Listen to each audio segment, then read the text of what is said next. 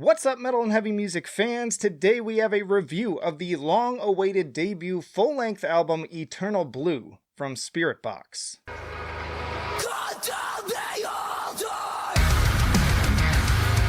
And hey, if you like to be kept up to date with the best and brightest metal bands and albums from the underground and above, then stick with me by hitting that subscribe button down below. Spiritbox is a Canadian band formed partially of former members of I Wrestled a Bear Once, including vocalist Courtney Laplante and guitarist Mike Stringer. It's been a long lead up to this album after years of EPs and big music video singles. And the question I want to finally answer is, was it really worth the hype?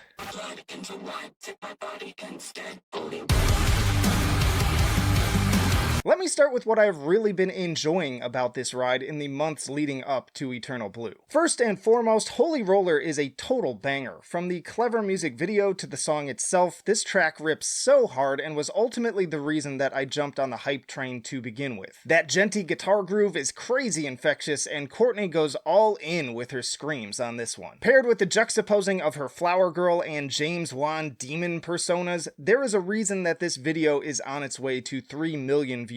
Great music, but also smart marketing.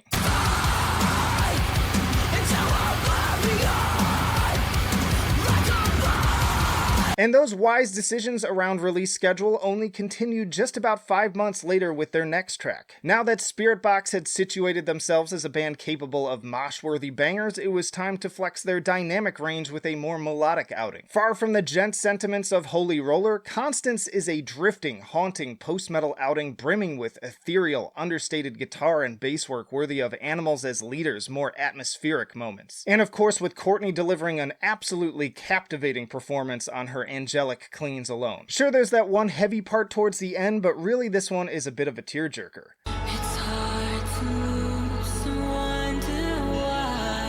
We got 5 of these videos in all, each carefully spaced out to keep the hype needle moving forwards, next with the very Architects-inspired Circle With Me in April. I had some mixed reactions to this track, as while certainly enjoyable, as a fan of this style of music, it came off as pretty paint-by-numbers in the big scheme of things. But Secret Garden stepped things up for me once more in May, with more soaring cleans alongside some very fun progressive instrumentation and even a touch of piano. Also, I'm just gonna put it out there that as fantastically infectious as Courtney's vocal cadence is on this one, I honestly think that Bill Crook may quietly be the most talented member of this band.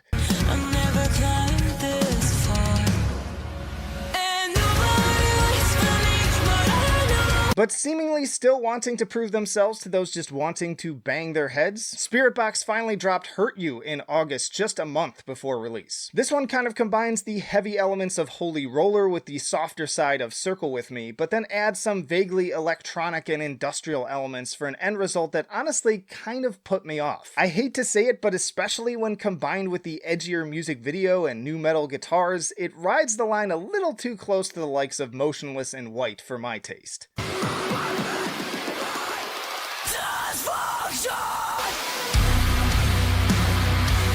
So at this point, I went into this thing looking at about a 60% success rate. 3 songs that I loved, one that was kind of meh, and the last one unfortunately a bit of a dud. But the question remained, how would the other tracks fare, and would it all come together as a cohesive work? Don't ask questions, just consume product and then get excited for next products. Sunkiller is a decent stage-setting opener, largely led by more of Courtney's drifting cleans with only sparing instrumentation. It kind of sounds like something I'd expect from Evanescence, at least until the industrial vibes and distortion kick in towards the end as sort of a bridge to Hurt You. These industrial elements also find their way into Yellow Jacket, but utilized much more effectively, in my opinion. The intro is easily one of the more memorable moments on the album, alternating eerie, effects-altered vocals and electronic beats with chugging groove.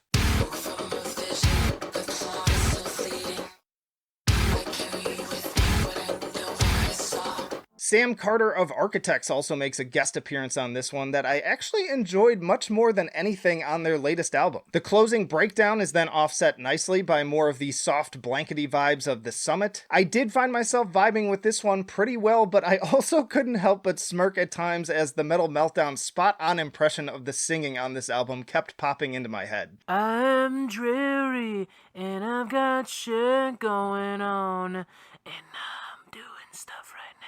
Seriously, you can't unhear that. I do also appreciate the little flourishes of vocoder to add just that little extra touch of personality, and this one works as a nice companion to Secret Garden. Silk in the Strings is another rager in the vein of Holy Roller, definitely one of the more playlist-worthy tracks. This is one of my favorite deeper cuts, and I honestly would have chosen it as a single over Circle With Me or Hurt You. So a very strong middle to this thing with Secret Garden, Silk, and Holy Roller all back to back.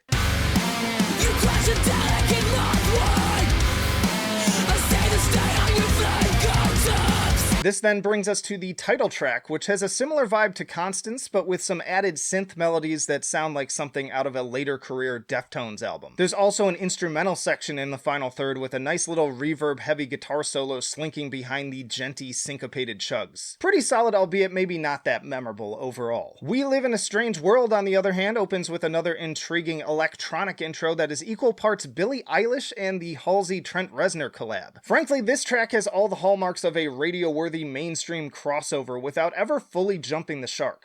Erase me, to pace me, and hold on to the drop.